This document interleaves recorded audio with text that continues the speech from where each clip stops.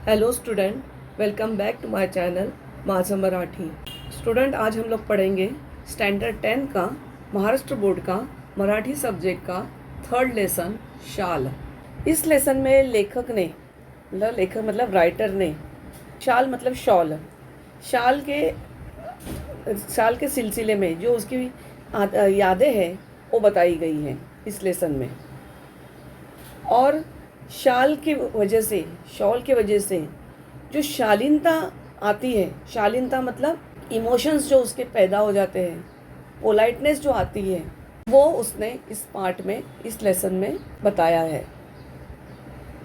एकदा मी पु ल देशपांडे यांच्याकडे काही एक निमित्ताने गेलो होतो. काम झाल्यावर मी निघण्याच्या बेतात होतो. तेवढ्यात सुनीताबाईंनी मला थांबवले व विचारले, तुम्हाला शाल दिली तर चालेल काय? एक दिन मैं पु ल देशपांडे इनके पास एक काम के सिलसिले में गया था। पु ल देशपांडे स्टूडेंट्स आप सब लोग जानते हैं, मराठी साहित्य के बहुत बड़े हास्य लेखक हैं। हास्य लेख मतलब कॉमेडी लेखक हैं। उनका जो लेखन है, उनके जो लेसन्स हैं, वो सब ज़्यादातर विनोदी रहता है। विनोदी मतलब कॉमेडी रहता है। उनके ड्रामास, उनके लेसन्स, उनका आर्ट आज भी बहुत फेमस है। पु ल देशपांडे मराठी साहित्य के बहुत बड़े दिग्गज लेखक हैं। मैं उनके पास एक काम के सिलसिले में गया। जब मैं काम करके निकल रहा था तो सुनीताबाई, पु ल देशपांडे की वाइफ, ने मुझे रुकाया और कहा कि मैं आपको शाल दूंगी तो आपको चलेगा क्या? शाल अभी भी और पहले भी किसी को रिस्पेक्ट देने के लिए पहनाई जाती थी, किसी को इज्जत देने के लिए पहनाई जाती थी। तो सुनीताबाई ने यही कहा कि मैं आपको शाल दूंगी तो आपको चलेगा? मी एका पायावर हो म्हटले, मतलब मैं तुरंत तैयार हुआ, क्योंकि ये बहुत बड़ा एक इवेंट था। पु ल देशपांडे की वाइफ मुझे शाल दे रही थी, एक बहुत बड़ा सन्मान की बात थी। पु ल व सुनीताबाई यांनी मला शाल द्यावी हा मला मोठा गौरव वाटला। पु ल देशपांडे को शॉर्टकट में पूला बोलते हैं, और उनकी बीवी सुनीताबाई, इन लोगों ने मुझे शाल देना मेरे लिए तो बहुत बड़ा गौरव था, मेरी बहुत बड़ी शान थी, मेरी बहुत बड़ी अचीवमेंट थी। ती शाल मी माझ्या खोलीतल्या सुटकेसमध्ये ठेवून दिली, वापरली मात्र कधीच नाही। मैं जब वो शाल लेके आया, मैंने उस शाल को अपने सुटकेस में रख दिया और कभी यूज़ नहीं किया। पुढे वाईला विश्वकोशाचा अध्यक्ष म्हणून मी गेलो। वाई एक जगह है महाराष्ट्र में, वहाँ पे विश्वकोश के अध्यक्ष के लिए मैं गया। विश्वकोश को इंग्लिश में इनसाइक्लोपीडिया बोलते हैं। मैं उसका अध्यक्ष मतलब प्रेसिडेंट बोल के गया। तिथे नदीकाठच्या प्राज्ञ पाठशाळेच्या खोलीत मी राहत होते। खोलीच्या दक्षिणेकडील खिडक्या कृष्णा नदीच्या चिंचोळ्या प्रवाहावर होत्या। वहाँ पे वाई एक जगह का नाम है, वहाँ पे स्कूल में, पाठशाला मतलब स्कूल की तरफ से मुझे जो रूम दिया गया था उसमें मैं रहता था। वो जो रूम था वो नदी काठी का था। नदी काठी का मतलब नदी के किनारे का था, और उसकी जो खिड़कियाँ थी मतलब विंडोज़ थी, वो कृष्णा नदी के सामने खुलती थी। थंडीच्या दिवसात एक बाई माझ्या खिडकीखालील घाटाच्या छोट्या तटावर तिचे छोटे मूल एका टोपलीत ठेवून मासे पकड़ण्याच्या उद्योगात होती। ठंड के दिन थे। एक बाई मतलब एक औरत मेरे खिड़की के नीचे घाटाच्या छोट्या तटावर नदी के किनारे जो जगह रहती है, वहाँ पे एक टोपली मतलब एक टोकरी में एक छोटे बच्चे को रख के मासे मतलब मछली पकड़ने के काम में लगी थी। तिचे बाळ कडाक्याच्या थंडीने कुडकुडत रडत होते, पण आई तिकडे बघतही नव्हती। उसका छोटा बाळ मतलब छोटा बच्चा कड़ाक्याच्या थंडीने मतलब बहुत सारी ठंडी ने, कड़ाके की मतलब बहुत सारी ठंड की वजह से रो रहा था। लेकिन उसकी माँ उसको देख ही नाही रही थी. मला मात्र राहावले नाही. मी सूटकेसमधील पुलकित शाल काढली, लेकिन मुझसे रहा नहीं गया. मैंने अपनी सूटकेस खोली और उसके अंदर से शॉल निकाली, जो मेरे लिए बहुत इम्पोर्टेंट थी, जो मुझे मेरे पु ल देशपांडे और उनकी बीवी सुनीताबाईंनी दी थी. 5-50 रुपयांच्या नोटा काढल्या व त्या बाईला हाक मारली. 5 रुपये, 50 रुपये की नोट मतलब नोट निकाली और उस औरत को मैंने हाक मारली मतलब आवाज़ दी, बुलाया मैंने. खिडकीतून ते सर्व खाली दिले आणि म्हटले, त्या बाळाला आधी शालीत गुंडाळ आणि मग मासे मारत बैस. खिड़की से मैंने वो सारी चीज़ें नीचे दी और उस औरत को कहा कि पहले उस बच्चे को शाल में गुंडाळ मतलब लपेट और फिर मासे मारत बैठ. मासे मतलब मछलियाँ, फिश मारते बैठ मतलब पकड़ते बैठ. या घटनेची ऊब पुलकित शालीच्या उपेपेक्षा अधिक होती. ऐसे करने में मुझे जो गर्माहट लग रही थी, ऊब मतलब गर्माहट, वो मुझे शाल के अंदर भी नहीं लगती होगी. इतना मुझे अच्छा लग रहा था किसी का भला करके. कविवर्य नारायण सुर्वे खूप सभा संमेलने गाजवत. पुढे ते साहित्य संमेलनाचे अध्यक्षही झाले. कविवर्य नारायण सुर्वे, कविवर्य मतलब पोएट. नारायण सूर्य मराठी साहित्य के बहुत अच्छे कविता लिखने वाले कवि हैं. वो कविता बोलते भी थे और लिखते भी थे. उनकी बुक्स, उनकी कविताएं मराठी लिटरेचर में, मराठी टेक्स्ट बुक में तुम लोगों ने इससे पहले भी पढ़ी हुई है, आप बच्चों ने. तो वो उस साहित्य सम्मेलन, वो भी एक साहित्य संमेलन के अध्यक्ष थे, मतलब प्रेसिडेंट थे. आमता त्यांच्या कार्यक्रमांना अहोरात्र भरतीच असे. प्रत्येक कार्यक्रमात सन्मानाची शाल व श्रीफळ त्यांना मिळत राही. एकदा ते मला म्हणाले, या शाली घेऊन मी आता शालून बनू लागलो आहे. हमेशा इतने बड़े वो कवि थे, इसलिए जब भी उनका कोई प्रोग्राम रहता था, कार्यक्रम मतलब प्रोग्राम रहता था, तो अहोरात्र भरतीच असे. दिन में हो, अहोरात्र मतलब दिन भर में, कभी प्रोग्राम दिन में हो या कभी रात में हो, लेकिन गर्दी उनके प्रोग्राम में बहुत सारी रहती थी. नारायण सुर्वे के प्रोग्राम में हमेशा गर्दी, लोगों की भीड़ रहती थी. और जब प्रोग्राम ख़त्म होता था तो जो प्रोग्राम अरेंज करता है, ऑर्गेनाइज करता है, वो उस कवि को, नारायण सुर्वे को हमेशा एक श्रीफल मतलब नारियल और शॉल देते थे. श्रीफल और शॉल देने की परंपरा अपने महाराष्ट्र में, अपने भारत में बहुत पुरानी है. तो एक बार उन्होंने कहा, नारायण सुर्वे ने लेखक से कहा कि मैं इतनी शाली लेके अभी शालीन बन गया हूँ. शालीन मतलब मैं एकदम अच्छा इंसान, एक पोलाइट इंसान, एकदम खुशी देने वाला इंसान बन गया हूँ. सबसे प्यार करने वाला इंसान बन गया हूँ. त्याच्या बोलण्यातील उपरोधिक खोच माझ्यात नव्हते, तर कोणाच्याही सहजपणे लक्षात येणारी होती. शाल व शालीनता यांचा काय संबंध? खरे तर खरीखुरी शालीनता शाली विना शोभते.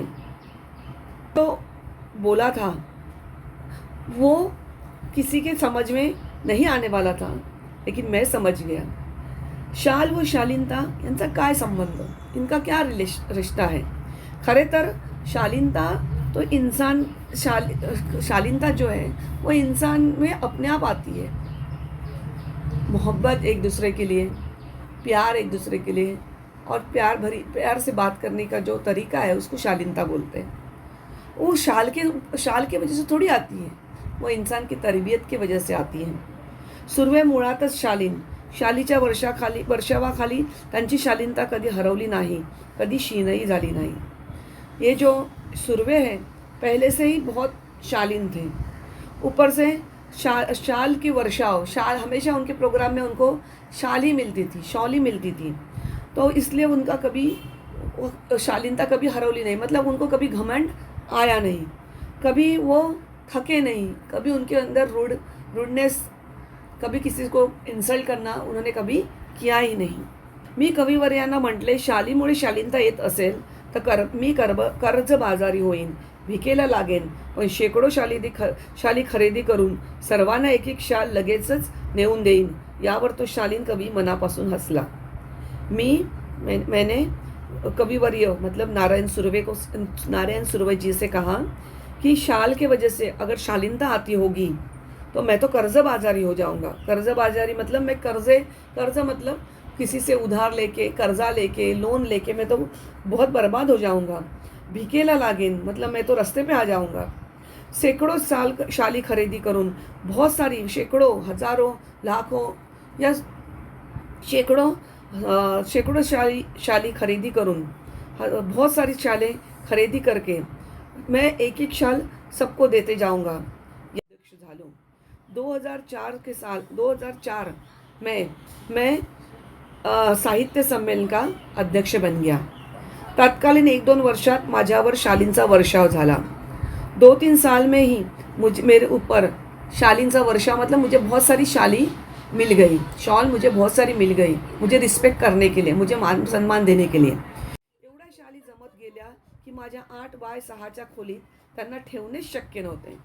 मेरे पास इतने शॉल जमा हो गए कि मेरे छोटे से घर में रखने के लिए जगह ही नहीं थी। मग मी सगळ्या शालींचे गाठोडे बांधून ते निकटवर्ती मित्राकडे ठेवले। मैंने सारी शॉल का एक पोटली बना दी और अपने नज़दीक के दोस्त के पास रख दी। व त्या शाली वापरण्याचा वगैरे त्याला सर्वाधिक अधिकार दिला। और उसको कहा गया, मेरे दोस्त को मैंने कहा कि अगर तुझे मेरी शॉल यूज़ करनी है, तुझे मेरी शॉल को पहनना है, ओढ़ना है, तो तू ये कर सकता है। मैंने उसको ये सर्वाधिकार दे दिया, मतलब मैंने उसको ये राइट दे दिया। बिचारा अति प्रामाणिक, त्याच्याही छोट्या खोलीत त्याने ते सांभाळले। मेरा दोस्त बहुत अच्छा था, उसने अपने छोटे से घर में मेरी शाल की पोटली को अच्छे से संभाला। हळूहळू मी सगळ्या शाली वाटून टाकल्या गरीब श्रमिकांना। धीरे धीरे मैंने सारी शालें गरीब लोगों को बांट दिया। सुमारास मी शनिवार पेठेतील ओंकारेश्वर मंदिराच्या पुलावर बहुधा रोज संध्याकाळी जात असे। इसी टाइम पे जब मैं अध्यक्ष बन गया, मेरी बहुत तरक्की हो गई, मुझे बहुत मान सम्मान मिल गए, तो मैं उस टाइम पे शनिवार पेठ जो पुणे के अंदर है, उस पुणे के अंदर के शनिवार पेठ में ओंकारेश मंदिर भी है, उसमें मैं रोज शाम को जाने लगा। तेथील कट्ट्यावर बसने मला आवडे। वहाँ पे मंदिर में बैठना मुझे अच्छा लगता था। एक दिवस काय घडले की कडक थंडीच्या दिवसात एक म्हातारा अशक्त भिक्षेकरी कट्ट्याला लागूनच चिरकुटे टाकून व पांघरून कुडकुडत बसल्याचे मी पाहिले। एक दिन मैंने देखा कि बहुत ठंड थी और उस ठंड में एक बूढ़ा आदमी, बहुत अशक्त मतलब एकदम पेल, मतलब कमज़ोर आदमी, भिक्षेकरी मतलब भिक्षा मांगने वाला, फ़कीर, भिखारी, और वो बैठा हुआ था और उसने छोटा सा मतलब फटेला कपड़ा डाल के उसके ऊपर बैठा हुआ था और उसने फटेला ही ओढ़ के बैठा हुआ था। बैठने के लिए भी उसने जो कपड़ा यूज़ किया था वो भी फटेला था, ओढ़ने के लिए भी जो कपड़ा यूज़ किया था वो भी फटेला था। और इतने ठंड में वो कुडकुडत मतलब काँप रहा था। दुसऱ्या दिवशी मी 2 शाली घेऊन ओंकारेश्वराच्या कट्ट्यावर आलो। तो म्हातारा होताच, त्याला 2 शाली दिल्या। त्याने थरथरत्या हातांनी मला नमस्कार केला। दूसरे दिन मैं 2 शाल लेके उनके पास गया, उस बूढ़े आदमी के पास गया। म्हातारा मतलब बूढ़ा आदमी। तो लेखक ने क्या किया, वो दोनों शाल उस आदमी को दे दिया, बूढ़े आदमी को दे दिया। उसने अपने थरथरते हाथांनी, थरथरता मतलब शिवरिंग होता है, कपकपे हाथ से उसने उसको नमस्कार किया। पुढे 4-5 दिवस मला काही कामांमुळे संध्याकाळी ओंकेश्वराला जाण्यास उसंत लाभली नाही। उस वाक़ये के बाद 3-4 दिन मुझे उस मंदिर में जाने को उसंत लाभली नहीं मतलब मुझे टाइम नहीं मिला। किसी वजह से मैं बिज़ी था और इस वजह से मैं ओंकारेश्वर मंदिर में जा रहा नहीं था। त्यानंतर मी नेहमीप्रमाणे ये-जा करत राहिलो। लेकिन 4 से 5 दिन के बाद मैं हमेशा की जैसा उस मंदिर में शाम के वक्त जाने लग गया। मग एकदम त्या भिक्षेकरी वृद्धाची आठवण आली। मुझे उस बूढ़े फकीर की याद आई। तो नेहमीच्या ठिकाणी नव्हताच। तेथील पुलावर चक्कर मारावी म्हणून मी उठलो व पुलावरून चालू लागलो। तो वो जगह पे नहीं था। पुल मतलब क्या, ब्रिज। मैंने सोचा कि मैं ब्रिज पे चला जाता हूँ, थोड़ा देख लेता हूँ, थोड़ा ढूंढ लेता हूँ, इसलिए मैं चला गया. पुलाच्या जवळपास मध्यावर तो भिक्षकरी म्हातारा दिसला. पुलाच्या मध्यावर मतलब ब्रिज के सेंटर में, बीच में पूल के ब्रिज के बीच में वो बुड्ढा मुझे दिखा. मी लगबगीने त्याच्याजवळ गेलो. मैं घाई से उसके पास गया. पाहतो तो काय, तीच चिरगोटे अंगाखाली व अंगावर, तेच कुडकुडणं, तेच दिनवाने जीने. देखता हूँ तो क्या देखा मैंने कि वही फटेला कपड़ा ज़मीन पे जिस पे वो बैठा था, वही फटेला कपड़ा उसने अपने बदन पे डाला था, मतलब ओढ़ लिया था. वही कपकपी ठंडी के वजह से और वही लाचारी मैंने देखी. मी म्हटले, बाबा तुम्ही मला ओळखले? त्याने नकारार्थी मान हलवली. मैंने पूछा कि बाबा तुम लोग, आपने मुझे पहचाने? उसने नहीं जैसी गर्दन, मतलब नहीं बोला उसने, लेकिन मुंह से नहीं बोला, अपनी गर्दन से उसने कहा कि नहीं. मग मीच म्हटले, बाबा 5-6 दिवसापूर्वी मी तुम्हाला 2 शाली दिल्या होत्या, आठवते? कहा कि 4-5 दिन पहले मैंने आपको 2 शाली दिया था. 5-6 दिन पहले मैंने आपको 2 शॉल दिया था, आपको याद है? यावर म्हातारा खुल्ला मतलब म्हातारा खुश हुआ और कहा, उसने हाथ जोड़ून म्हणाला, और हाथ जोड़ के उसने कहा, हे भल्या माणसा तू लई मोठा, म्यासनी शाली दिल्या. ये भल्या माणसा मतलब एक अच्छे इंसान, तू बहुत बड़ा है, तूने मुझे शाल दिया. पण बाबा मैं भिकाऱ्याला शाली कशात शोभतील? लेकिन मैं एक तो भिकारी हूँ, मैं एक फ़कीर हूँ, मुझे कैसे शाल पहनना सूट करेगा? त्या शोभेपेक्षा पोटाची आग लई वाईट. दिखावा करने से अच्छा, ठंड से बचने से अच्छा मुझे अपने पेट की आग बुझाना सही लगा. मी शाली इकल्या मतलब बेच डाला. मैंने शॉल को बेच डाला और 2-3 दिन मैंने पेट भर के खाना खाया. 2-3 दिवस पोट भरून जेवून घेतलं बाबा. मैं 2-3 दिन पेट भर के मैंने खाना खाया. आमचं हे असलं बिकट जीणं, तुझं लई उपकार आहेत बाबा. हमारे यहाँ जीना तो ऐसे ही है, बिकट मतलब बहुत डिफ़िकल्ट जीना हम लोग जीते हैं, बहुत तकलीफ़ वाला जीना हम लोग जीते हैं, लेकिन तेरे बहुत उपकार हो गए. उपकार मतलब तेरे बहुत एहसान हो गए. शालीची शोभा आणि ऊब व पोटाची आग आणि अन्नाची ऊब. शालीची शोभा मतलब उसका दिखावा, खूबसूरती. ऊब मतलब गर्मी, शाल जो ओढ़ते तो ऊब मिलती है, गर्मी मिलती है. पोटाची आग, लेकिन पेट में जो भूख की वजह से जो आग लगती है वो, और उस आग को बुझाने के लिए जो खाना खाते हैं उसकी गर्मी. इसमें बड़ा कौन है? भुकेल्यास अन्न द्यावे, तहानलेल्यास पाणी द्यावे, आणि हेही नाही जमले तर अभंग्यांना सन्मानाच्या शाली तरी द्यावेत. भूखे जो इंसान को खाना, अन्न मतलब खाना देना. तहानलेल्यास पानी द्यावे, तहानले मतलब प्यासे लोगों को पानी पिलाओ. और अगर अपने बस में ये चीज़ें नहीं है, किसी को खाना खिलाना बस में नहीं है, किसी को पानी देना बस में नहीं है, तो कभी कम से कम अभंग्याना मतलब बेचारे लाचार इंसानों को अपने पास जो अपने ही सम्मान के लिए जो शाली किसी ने दिया है वो शॉल तो कम से कम दो. तो स्टूडेंट, ये लेसन यही ख़त्म होता है. 10th स्टैंडर्ड का शॉल ये लेसन. आपको ये लेसन का एक्सप्लेनेशन कैसे लगा, समझ में आया या नहीं आया, मुझे ज़रूर बताइए. और मेरे इस चैनल को सब्सक्राइब और शेयर ज़रूर कीजिए.